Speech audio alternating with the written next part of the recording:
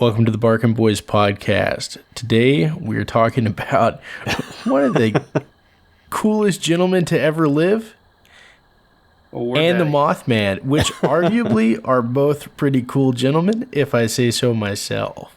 Yeah, they're both very respected in their own means, I guess.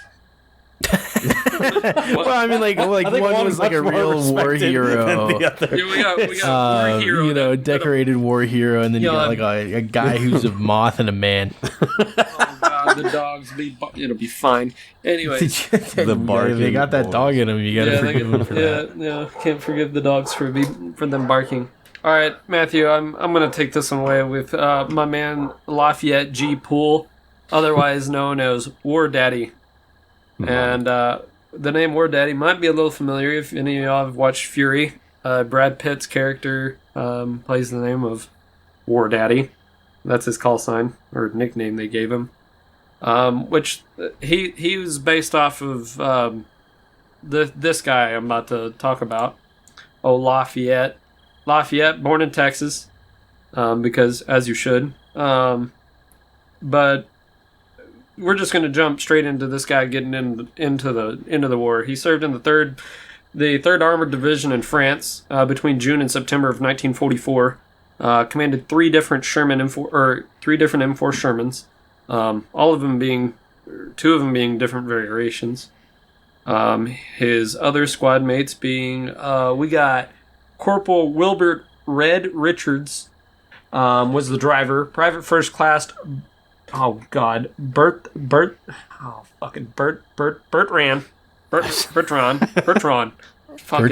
Yeah, we'll go with Schoolboy. That was his nickname.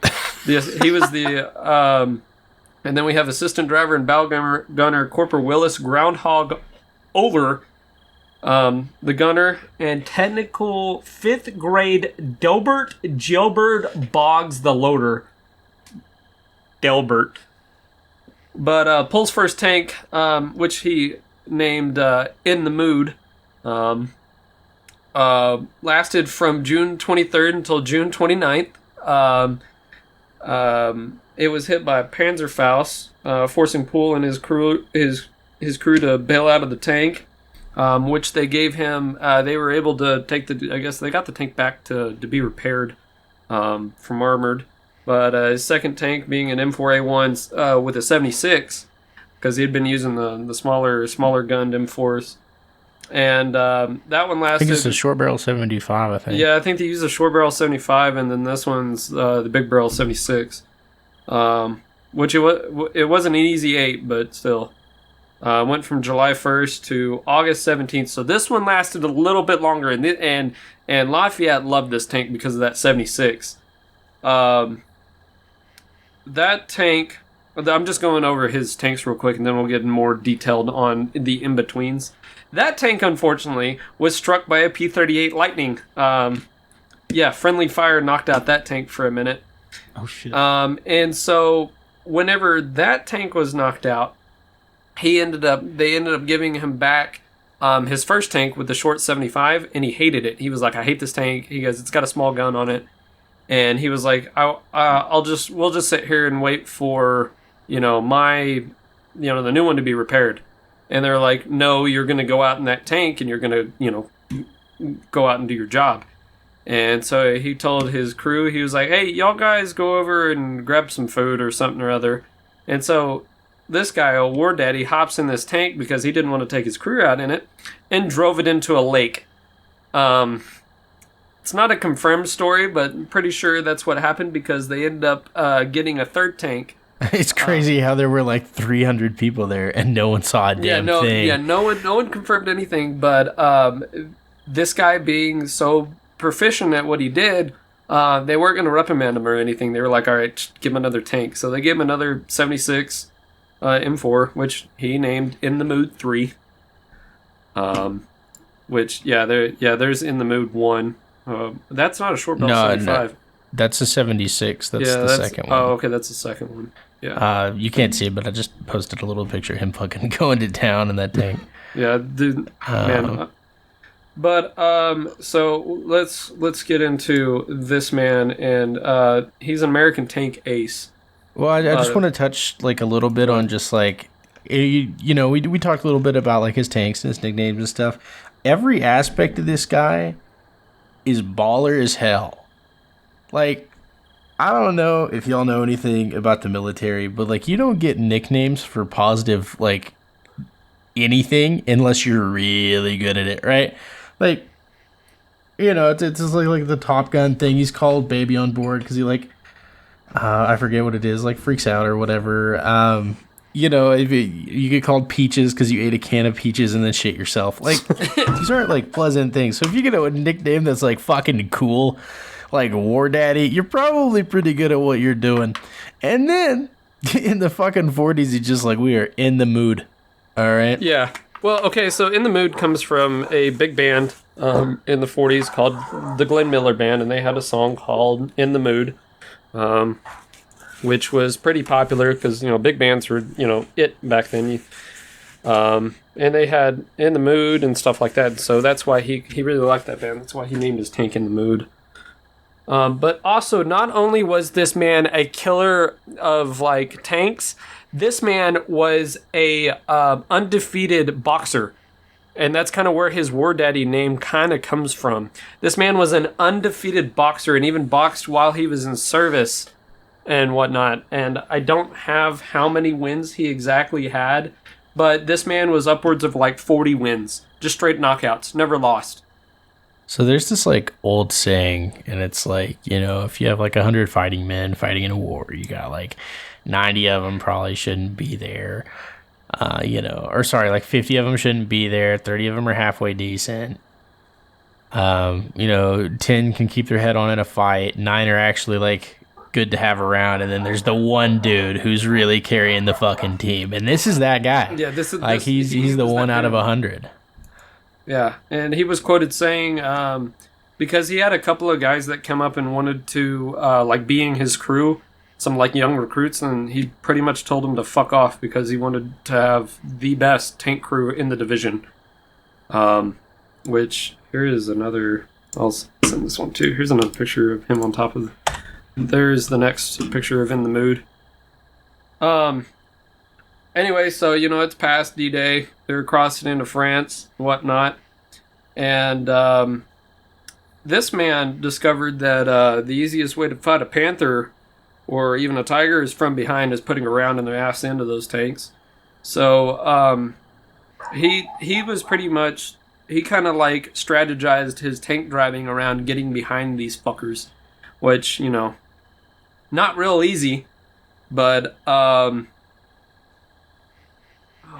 It's worth mentioning, like, this is the war that battle doctrine, like, got learned. Like, yeah, the previous war wasn't, you know, it didn't have, like, light mobile tanks. You know, they were, like, these really heavy pillboxes on wheels, right? And so, like, sure, I mean, it may seem like an obvious, like, oh, yeah, in every video game I've ever played, you gotta get behind the tank to knock him out. But this guy's, like, yeah, he was learning on the job. You know, it's not just one of those things where we can sit there and think about it too much. You have to be pretty goddamn attuned to even try that after you learn it. You know, because what's usually around a tank is more tanks. So this is a crazy little story. This is nightfall in France. Okay, they're in this tank. It's pitch black out. So they're driving along, and out of nowhere, Poole just screams, "Driver, halt!" over the intercom as he spotted a German cannon in the darkness directly ahead of him. He was about to call out "Driver, halt!" whenever he saw the cannon, but instead he screamed, "Gunner, fire!" And they let off they shot off a quick round. His round went straight through the gun before the enemy could even react. Which, it's not only that this guy was good, his crew was fucking just on top of it too. Because imagine, you're putting a tank round through another tank's barrel. Later another night, they're advancing. They almost ran into a German Panther tank, which, if y'all don't know, the German Panther tank, it was one of the scariest things you could run into besides the Tiger. They were so fucking cool looking. Yeah, they were cool looking. They were armored to all hell, and they had a scary ass 76 millimeter gun on top of them too. They could take out anything the Americans really had. But the Panther turned, shot at them, got 2 shots off, but they both missed. And then their gunner, Aller, in the mood, turned, put 1 round right through the turret, blew the ammunition up inside the Panther, and it blew off the turret of the Panther tank. Of course, he always led the columns too. He was always making sure that he was at front because he wanted to be, the first one into it. If I can get into it, they also got into it with a train. With a German train. They were going along, and they ran along a set of railroad tracks, and they're like, hey, German trains are going to be coming down this line. And sure enough, they got onto this track, and here comes a train. Well, they put a round straight through the train, and it derailed the train. And they start driving up to figure out what's on this train. Well, turns out it was a train hauling Panther tanks to the front lines. And so, in the middle of this, they're scrambling. They're watching all of these German soldiers get onto these tanks, and they are just firing as fast as they could to try to take out as many Panthers as they could. I think they took out like 4 or 5 that were coming off of that train before they had to back off. But just think, you took out a train, and then you turn around and you take out 4 or 5 tanks on the back of said train. That's like spawn camping, though, right? Like, yeah, he was pretty much spawn camping the Germans. He was at the, Yeah, fuck them, dude. Honestly, they deserve it, if anybody. So, oh well. But there was another little bit later after that. They were pushing, of course, into the German area. It was a hilled area.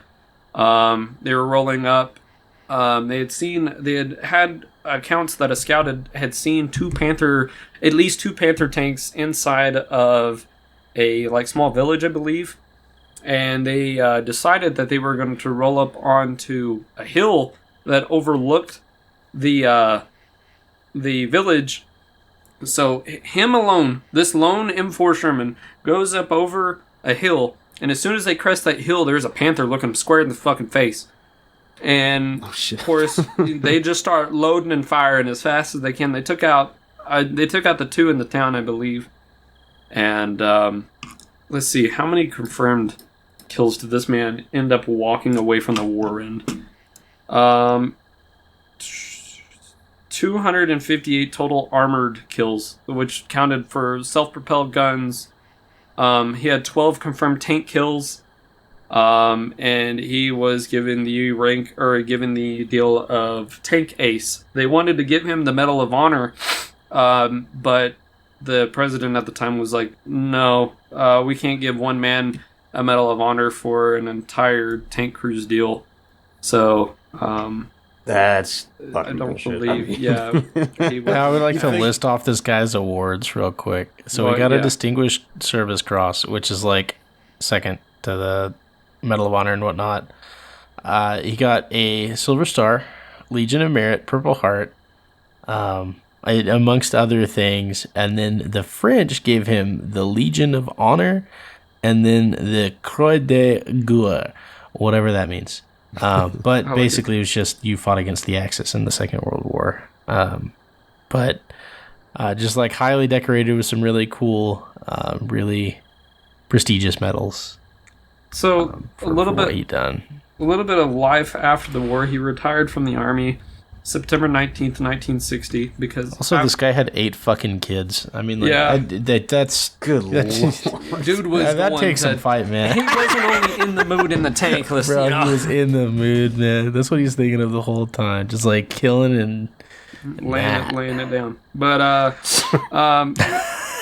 he, this is also crazy too. He worked as a preacher for a little bit. What the okay, interesting. Yeah, just imagine, yeah, preacher, what do you do? Oh, I was busy, handing out, fuck you awards. But fucking ass whoopings. Yeah. By the fucking dozen, dude. Oh my god. Yeah, the crew that I trained for a tank could fire it, you know.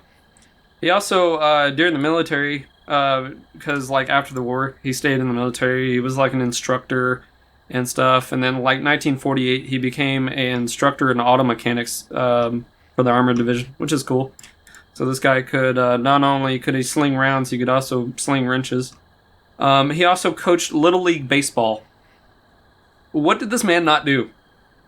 What the fuck? But yeah, a real fucking... What a guy. Like, he did what Brad Pitt couldn't do, and that was live after the movie. So, you know. Yeah, he lived to the age of 71, where he died May 30th, 1991. He had 4 sons and 4 daughters. Unfortunately, he did one of his sons, it looked like, Captain Jerry Lynn Poole Sr., was declared missing in action during the Vietnam War. His son was a team leader in the 5th Special Forces Group. Damn. That's, in Cambodia. That's crazy. But yeah, this man was such a badass with a tank, they literally made a movie with Brad Pitt starring. I mean, hey, Brad Pitt can play me, you know? But, we're gonna watch fucking 2 hours of turning a wrench and being a family man. Yeah, you have to fuck every couple minutes. But now when we play Hell Let Loose, depending on my position in a tank, I shall now be called War Daddy. Okay. You know, that's fine, I guess. Yep, y'all shall now call me War Daddy. Or you can call me War Dad, because I don't want to take his name. No. War Father. War Father. Conflict Papa. But, you know what else is, like, really mysterious? You ever seen a moth? Like, the segue is incredible. Those fuckers just be looking at light and be like, damn. That's pretty cool. That's crazy. I'm all about that, actually. give me damn, more.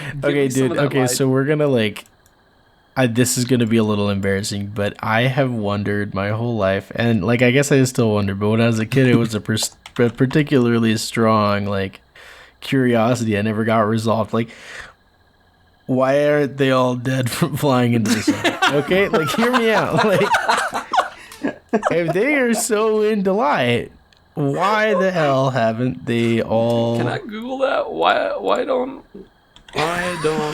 moths fly at these? Oh my god, it's a question other people have asked. Well, I mean, it's a pretty good question. We're on the ground level. We're beginning this discussion. Okay, so this is the top Google answer. This is the top of the iceberg. Moths don't fly to the sun because their wings vibrate to increase their flight muscles, but they don't have enough radiant energy from the sun to do so. Okay, so they're fucking. It's just L. It's skill issue. Their L plus ratio skill issue. Pretty weak. Yeah, it's just, you know, they literally just can't. Oh, it's also because they're nocturnal. Oh, well, yeah.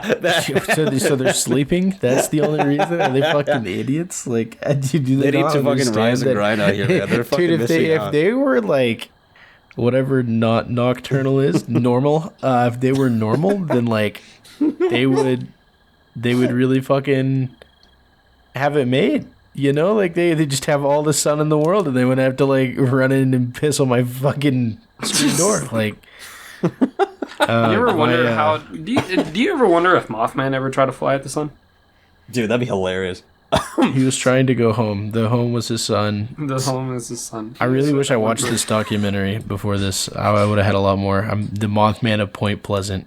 Dude, same. I've been looking at that. It was like, it's one of the first things it referenced is like, that's a documentary made from the original people who wrote on about Mothman. So let me start at the beginning, right? As you should. Yeah, true. In 1966, in Point Pleasant, there was 2 people who were a couple going to the woods, driving around, and they claimed that they saw anywhere from 7 to 10 foot creature with glowing red eyes and wings in the within the forest take flight, and when they ran, it followed them back into town. And this is in Point Pleasant, West Virginia, and this is the first spotting of the Mothman.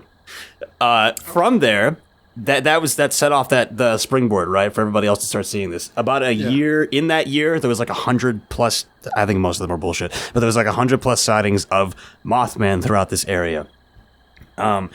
A lot of people who saw this sighting, interestingly enough, were followed up by what people could only describe as G-men, or the men in suits, men in black hats, the men in black, the ones who were going over who were like interested in UFO sightings would knock on these people's doors and basically intimidate them to not talk about any of the sightings that they may have witnessed, which is insane. Another one being, I think it was Susie or Sue or something like that. She was a journalist who was like, okay, I'm going to get to the bottom of this and I want to discover Mothman. And she hooked up with another dude they came together and ended up writing a book, which became the Mothman Prophecies documentary. And the dude that she hooked up with was well known in the area for investigating UFOs. Fucking John Keel. Yeah, that's his name.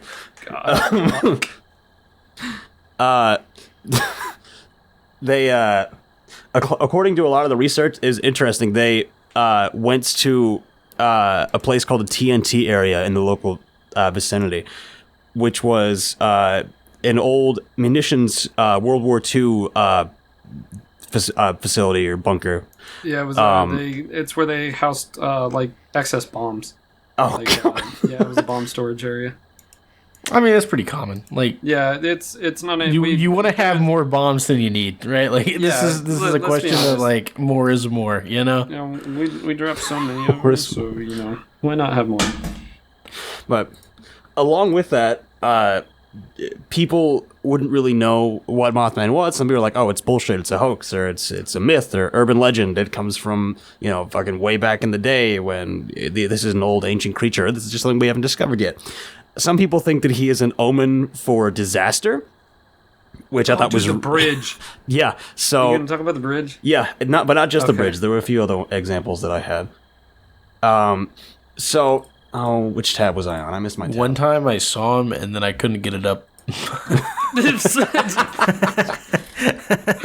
I'm just playing what was going on? I, like many other men, have had that problem, but I did not see the Mothman. Oh no! So it says this dude could fly as fast as 100 miles per hour. This motherfucker. Who the fuck pointed a radar gun at him? Why are we radar gunning the Mothman? They said, according to witnesses, the creature was able to fly at incredible speeds, perhaps as fast as 100 miles an hour. How are you like, yeah, this maybe? This is the 1960s. They hadn't even seen a car go 100 miles an hour. They're fucking eyeballing him. I mean, they ain't seen a person that big fly, right? So it's only give us some fucking tragedies that befell so we can, like, fucking ground ourselves for a second. Like, we got so this bridge, rather, was called Silver Bridge. It was built back in 1928, nearly the 30s, in Point Pleasant. It was officially called Point Pleasant Bridge, right? A day before a tragic event happened and the bridge ended up fucking collapsing.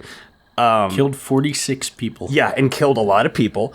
People said that they witnessed Mothman on that bridge and around that area right before, and they were like, "Oh, maybe it's he's a bad omen, or he was trying to warn us." Right? No. Hold up. Did he? Like, did they say this after the bridge collapsed, or were there some people who were like, "Hey, I saw Mothman on this bridge," and then the next day it collapsed? So I only found accounts of after. So it's very funny. It'd be very convenient, right? Look at the picture I put in the chat. This is what they saw. No wonder they were so concerned. It's like the Photoshop of a big ass moth on top of a bridge with red eyes. Fantastic. So they got as well as the disaster of this bridge that killed so many fucking people and was a failure. He was also claimed to be seen before earthquakes and tsunamis and the 9/11 terrorist attacks. No! God, no, not 9/11. No, Mothman. Why didn't you stop it? I found accounts of... conspiracy theory is that Mothman caused 9/11. That's why we don't have footage of the second plane. It was actually the Mothman. So as well as... he also went international at one point. He was seen before the disaster in Chernobyl in Ukraine. There's no way. We're gonna be laughing, and then the three of us are gonna be like out for dinner one time right before like a building gets bombed or something. Oh my God, is that Holy Mothman? fucking shit! Is that the Mothman? It is gonna blow up, and then we're just gonna I don't know what we're gonna do. Cry a little because it happened. They described him Tears of as happiness that he got away. a horrid humanoid with enormous wings and a black headless body and red glowing eyes that sent a message of doom to anyone who saw it. Rose above the horizon of Chernobyl and Pripyat. And several employees of the Chernobyl nuclear power plant's control room in the days before the disaster claimed to have seen the being known as the Blackbird of Chernobyl. Which is... No shit. See, this is what I was worried about, is someone's actually going to say it before something goes wrong. Well, so they claimed that they said it, that's what was said beforehand, but I'm curious if it was just all after, and then the people who were like, well, never mind, they would have been dead. Never mind. Well, you can. Never mind. Okay. Yeah, dude. Imagine your skin's falling off and you're dying. Where you're like, I think I'm gonna lie a little bit about the Mothman. Like that's what we're gonna do right now. The radiation's really getting to me. Oh man, I get a little sleepy, eepy, and then you just fucking. Man, of all the tragedies, I really hope Mothman wasn't riding the passenger seat of Dale Earnhardt's car. That's all I want to know. Oh my God. Dude, there was no passenger seat Dale Earnhardt's car. What the fuck are you talking about? Well, he still could have been sitting there. You know That what I mean? fucking that number 3, that was the devil's work. Don't bring Mothman into that. Yeah, That was the worst thing that happened in 2001. Was the number 3 at the sidewall at Talladega. God, fuck. But yeah, no. Oh, I'm going to hell. That really sucks. No, yeah, so did the wall. But he was flying at 100 miles an hour. I mean, Oh, say there you go. There's 100 miles. That you ain't got to fucking eyeball that one. He's flying fucking 216 miles an hour. That's his max speed. Yeah, there's word that says Mothman set the fastest lap record at Daytona 500. Oh, I'm sorry. Like if you're a Mothman believer, and there's like, I don't know how good of a case, but I'm aware of like there's a real case that can be made here. We're gonna riff on this like hell, because we had a serious one, and then we had a war one right before this, and it's just like, No, we gotta let him rip on this one. Yeah, if I'm wrong, I'll be I- pleasantly surprised. So hilarious. I've heard the biggest like explanation for Mothman is just a giant owl. yeah, dude, it's like the fucking Kraken just being like a very large squid. Like, I was like, all right, I guess that's pretty cool, but like, that's not what we're trying for. 55 sightings of Mothman in Chicago during the 2017.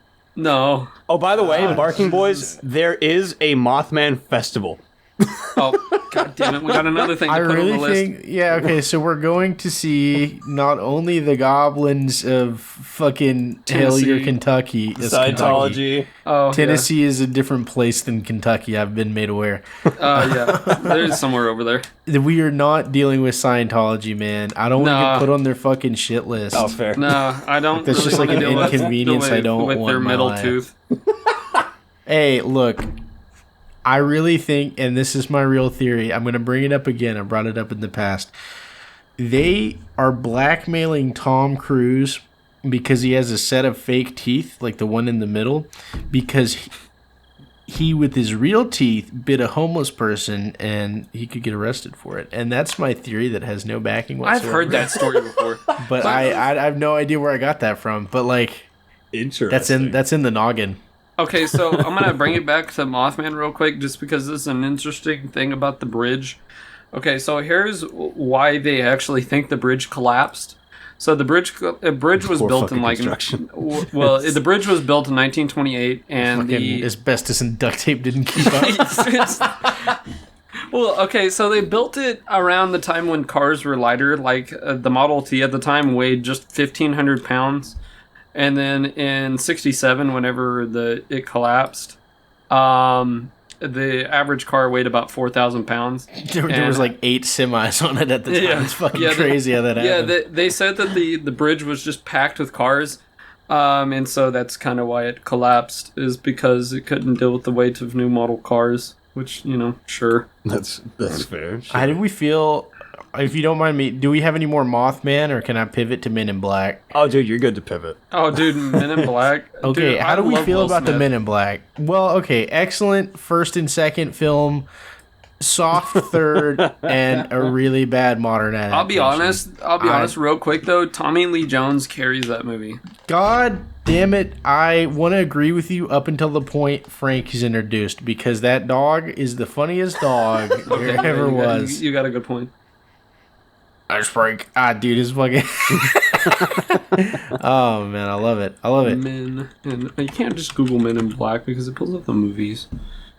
Dude, I'm on that's all connected. That's why they made the movie. It's all they made a movie to distract us from it. I really think that's why Walt Disney made a movie called Frozen.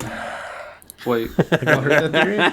that fucking he's still alive in cryostasis. No. Well, I mean, I doubt he's alive, but they have his head in cryostasis, and there was like a really popular conspiracy theory, like for years, about them freezing Walt Disney's head, and I'm like almost certain it's just like a fact, where they just like froze his fucking head, and then like they were tired of like getting shit Googled about it, and it didn't want the brand reputation, and of course it's Disney, so they're playing like 8-dimensional chess.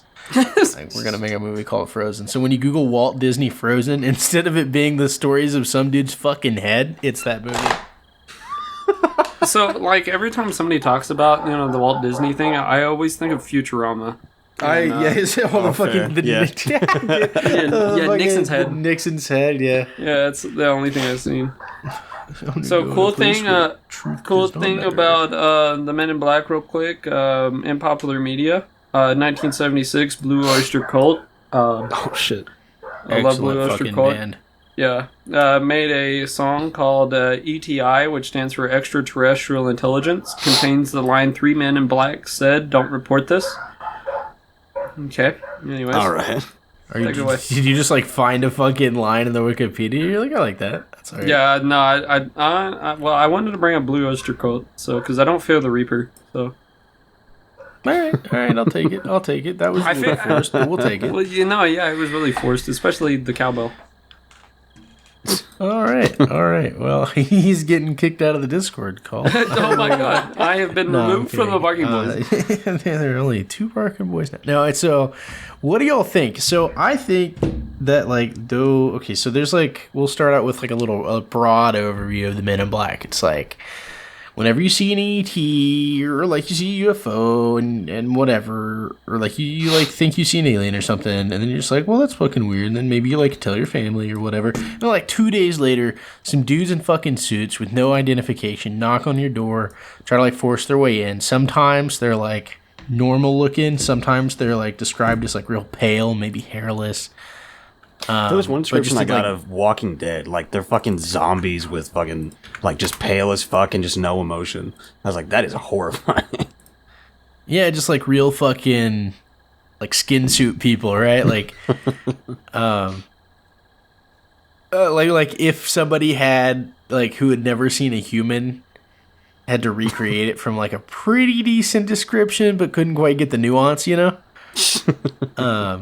But anyways, they like show up and they interrogate, harass, threaten. Some people say they memory wipe, like we've seen in the movie. Or, you could even go so far as to say they like fucking kill witnesses to keep them silent.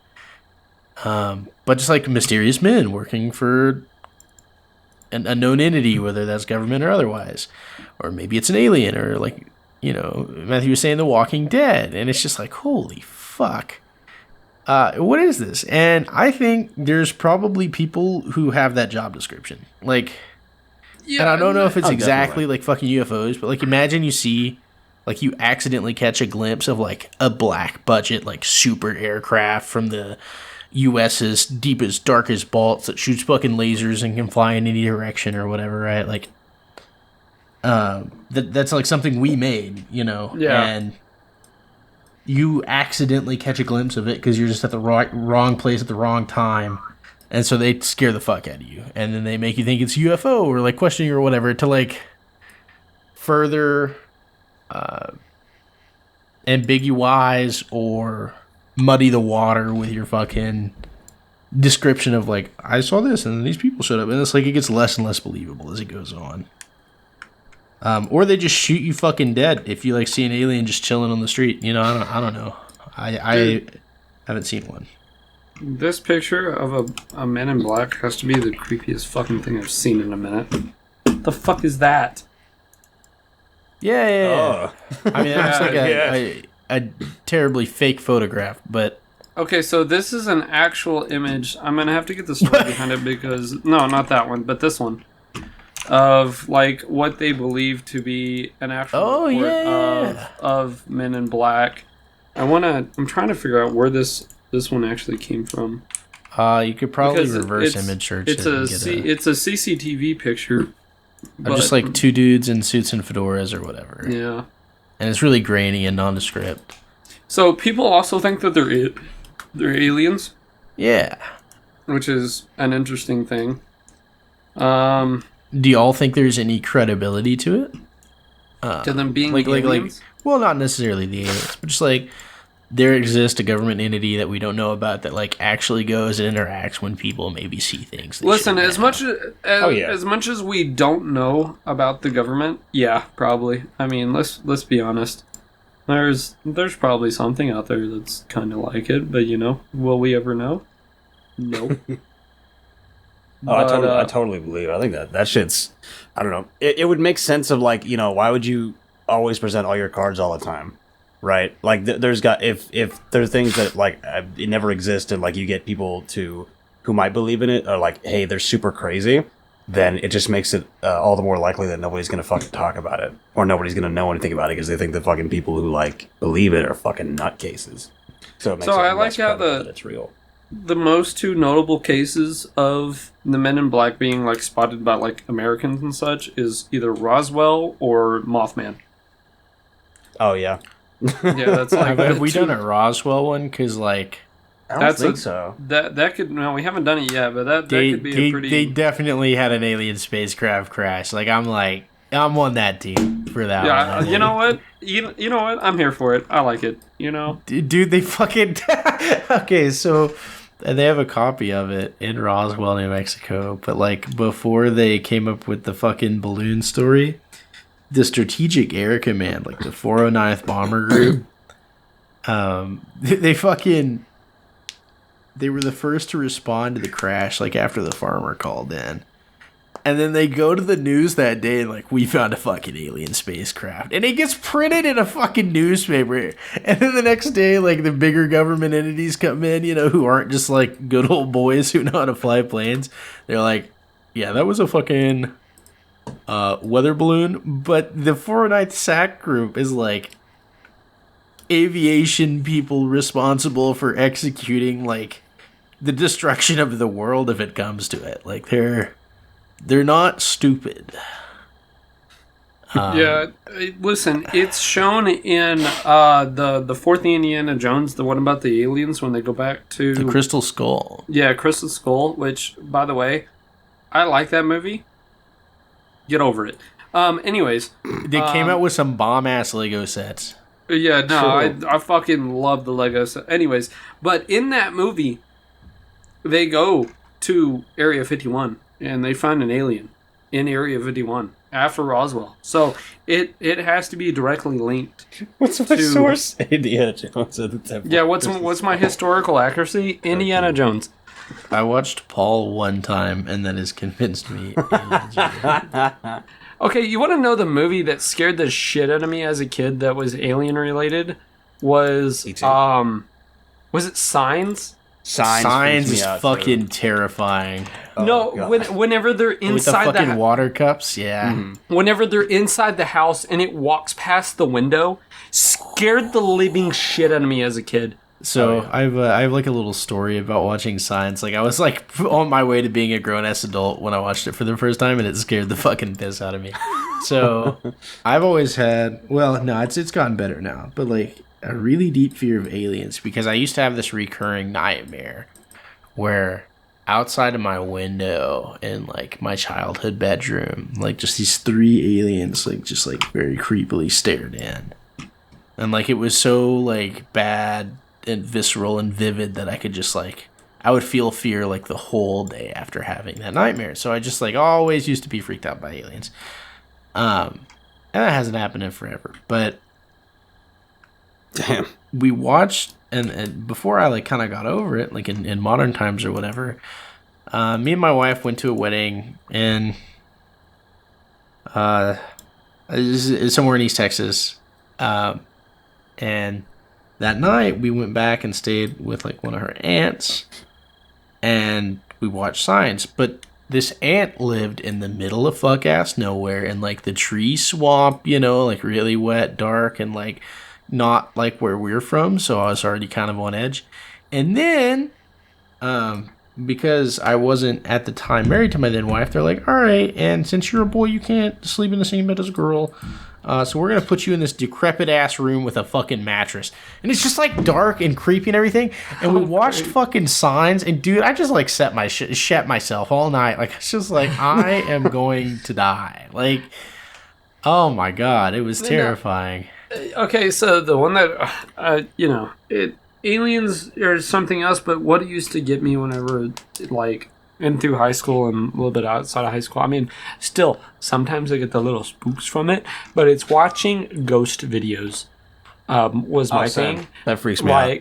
Yeah, no, ghost things scared the shit out of me, and I don't know why. Really? Like, yeah, I mean, I think ghost hunting and stuff is, like, cool as fuck. I want to go ghost hunting at some point. Because, are you fucking stupid? Yeah, you want to invite that shit in your life? No, I don't want to. No, I don't want to invite it. But no. Cool. What do you think ghost hunting is, bitch? That's inviting. It's called hunting. That's the invitation. Okay, like if you go hunting a fucking lion, you're not like inviting the lion into your life, but you're like you are taking direct steps to include it. Okay. Okay, you got a good point. Yeah. No, I'm like scared of them, but like scared of them to the point like I want to talk to one of them.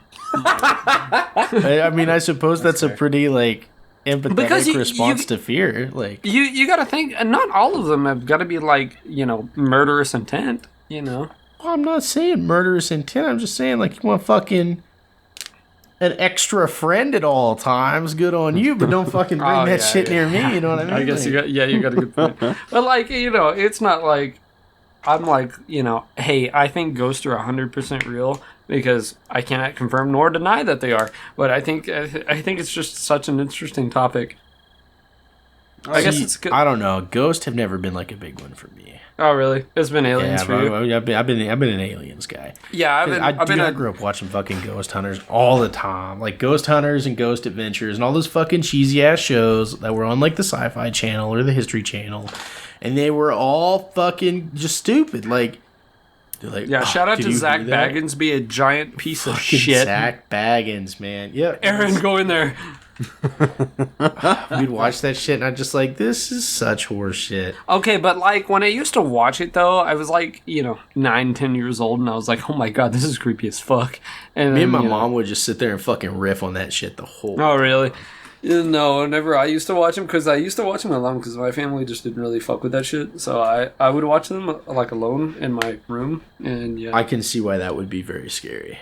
Yeah, because it wasn't really a thing. Like cryptids or aliens or any of that stuff wasn't really a thing with my parents, and so I would just sit down and watch it. Specifically, I'd watch it at my grandma's house, and then of course my grandma lived. She lived in an older house from the 60s, and this house had never been updated since then. And so I'd watch them, and then I would go to bed, like when I'd stay the night at her house. I would go to bed in one of her bedrooms. That's the same fucking wallpaper. The bedroom was just the creepiest thing ever, and it didn't help that. It didn't help either. Is they lived on a stretch of acreage, so the house was a little far back from the main road.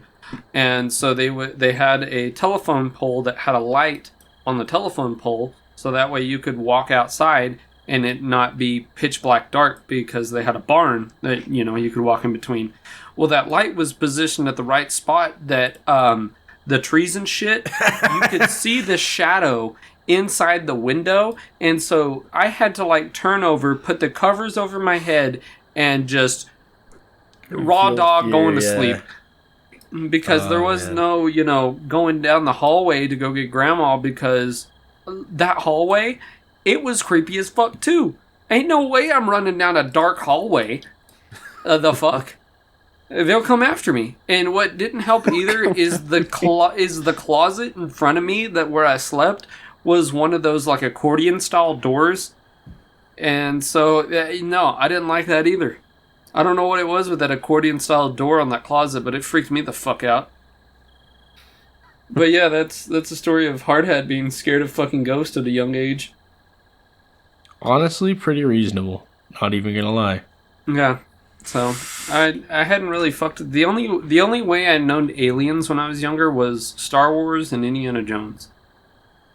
So, and watching enough Star Wars, I was kind of okay with it, because like, hell yeah, I want to meet Chewbacca the fuck, or Greedo, or Jabba the Hutt. I wouldn't want to meet Greedo. Fuck Greedo.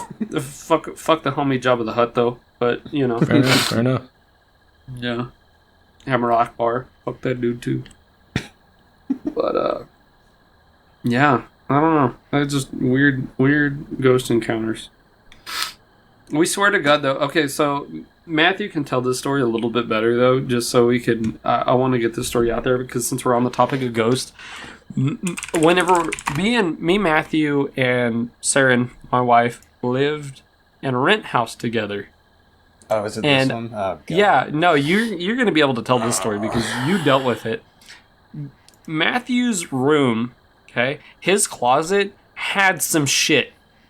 There was something going on in that closet.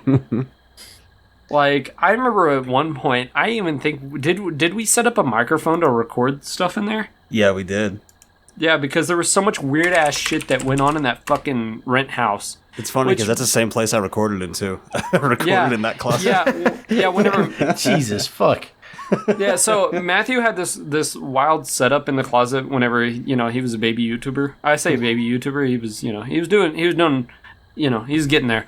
But so that way no sound would be heard, is he had his microphone and then like a bunch of blankets and like blankets and pillows and a bunch of other stuff just to get the sound trapped in. Which was pretty funny at night, because my room was right next to his room, and the closets like ran wall to wall. So if I listened well enough, I could hear Matthew recording. But no, Matthew, tell me about some of the stuff that went on in that closet.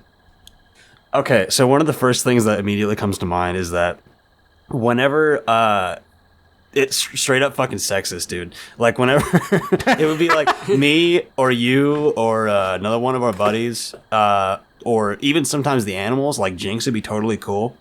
But Lyra, who's the female dog that we lived with at the time, would not go anywhere fucking near that closet. Neither would the cats. The female, I think we only had male cats, right? Yeah, we only had male cats. Yeah, Freaked out Alpha, the fucking skittish one. Well, he had schizophrenia, so... Oh, well, fucking something like that. Are you sure he wasn't just like a little more tapped in? Like, oh yeah, true. But same thing with the Hardhat's wife would also get freaked out about it because she was also female, coincidentally enough.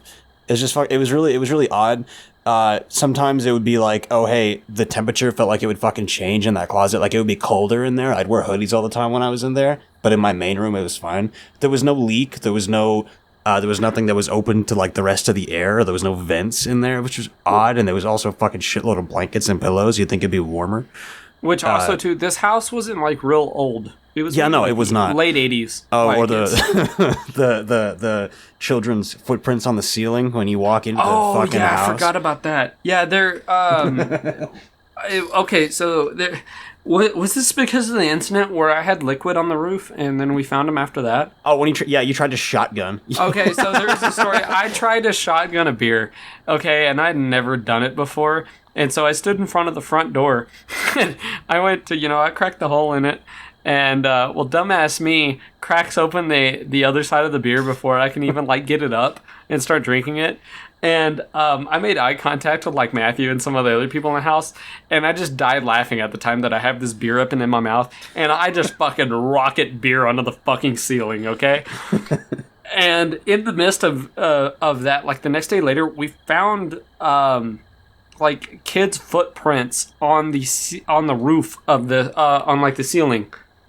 It was really gross because we tried to clean it, and it was like, oh hey, that's not fucking supposed to be there. And apparently, It was just. I talked to one of the past owners because I worked with one of the people who used to lease that house before we ended up doing that, and she said the same thing because she had a daughter, and she would complain. She would talk about how her daughter would complain and run and scream into her room because she was freaked out about being in the room that I was currently in. It was the wildest shit. I don't know. And she's like, yeah, I moved out. That shit freaked me out. And I was like, oh, that's great to know. Thank you so much. I was like, did you see the footprints by the front door? And she's like, what are you talking about? Yeah, that house was so weird. Like I never slept. So in my room I had a bed and I had a recliner, and I never really slept in the bed. I slept in the recliner on the other side of the room because I don't know what it was. Oh, good Acid Lord. reflux from beer consumption. Actually, at the time I was I was new, was 20. I didn't start drinking until I was 21, so I didn't have anything of that. I just didn't like sleeping in the bed. I know, I got you guys beer sometimes. Well, yeah, I know you did, but like still, it was just a different time. It was weird. Yeah, I don't know. That house, it just, yeah, I mean the whole entire house was just a walking red flag. So, I mean, a lot of shit went on in it, but And that was the whole thing was like that was the most frequently when I had night terrors and sleep paralysis was in that house. Yeah, Matthew. And then after I moved out, I was fine. I don't know. Are you okay with me telling like the little brief story? Okay, that's fine. There were a few of them. Well, I'll just tell about the one that I can remember. Somewhat. I remember one night we were all asleep and whatnot, and I remember getting woken up to the sound of like screaming, and of course, I come running out of my room. And at the time, one of our other roommates and my wife were in the other room consoling Matthew, but Matthew wasn't in his bed. He was like laying in the middle of the floor, having a panic attack. Turns out Matthew had a night terror in his bed and just freaked the fuck out, just screaming in the whole 9 yards, and got up out of that bed. Matthew had you had several night terrors and whatnot in that, and what's crazy is. Have you had one since we moved out of that house? No, I have not. Not since any time after that house have I had a night terror or sleep paralysis or anything like that. Yeah, because I know you and my wife had some sleep paralysis shit go on. Yeah, there were a couple times. Seeing the Hat Man and whatnot. Well, there was one story that really stuck with me for a while. Was I was in my bed, I was doing graveyard shift, so I got home and I was exhausted, went to sleep, whatever. And I woke up at 4 a.m, and I saw some black silhouette shadow crouched in the corner by the front of the door to my room, and it was just kind of looking at me. And I was looking at it for a while, and eventually I must have fallen asleep because I eventually woke up a couple hours later and there was nothing there. But it freaked the hell out of me because I was like, "What did you fucking what the fuck happened?" I'm sorry. What's going on? My bags are packed and I'm out the front door. I see anything like that in the corner of my fucking room. What do you mean? One of these days we need to get. Oh, we'll have to get Sarah on here. She's got some pretty interesting stories about that house too. It was just weird. What's crazy is it was just a regular neighborhood. It wasn't a house in the middle of nowhere. It was your typical run-of-the-mill fucking suburbanite. Suburban house. Yeah. It was located behind a transmission shop. There wasn't anything odd about it. Oh, that's what it was. Just getting fucking inhaled fumes from the... Yeah, this is the transmission shop was just pumping fucking fumes and. So there was the thing too. When we first moved in and I was getting stuff into my room, there were burn marks on the carpet that were resembling some kind of symbolism, if I remember right. It was either on the carpet or underneath the carpet. It was one of those, but it was in that room. Yeah, I can't remember. Yeah, it was something had gone on in that room. Yeah, there was some fucking there was a fire or fucking put candles right all over there. I was like, that's really fucking creepy. I'm not about that at all. Yeah, I mean, that's pretty reasonable thing to not be about, yeah. Well, I got nothing, gentlemen. I think we did pretty good. I think we're... I think we'll call it at that. We got Men in Black, War Hero, fucking awesome. Some crazy fucking shit going on, just chilling, Yeah, just telling little spooky stories, you know what I mean? Whether it's aliens, whether it's ghosts, whether it's Mothman, whether it's the Men in Black, whether it's your Did war you know he daddy. predicted 9/11? That's crazy. Yeah, did you know that the Mothman caused 9/11? It's no longer Bush than 9/11. Why right, guys? didn't they fucking stop it? Why did the Mothman hate humanity? Okay, so just real quick, every time you say that, fucking, what is the different time zone? What is it, Australia? There's like a day behind us? Yeah. Why didn't they tell us? Why didn't they tell us? they warn us? Why didn't they Why warn couldn't us? they warn Every time us? you say that, it's just why didn't they warn us? They knew they're a day ahead. Why didn't they let us know? Anyways, so y'all have a good rest of your day. Yeah. Catch thanks us for next listening. week for the next big conspiracy theory we drum up out of nowhere. Bye. Bye. Bah.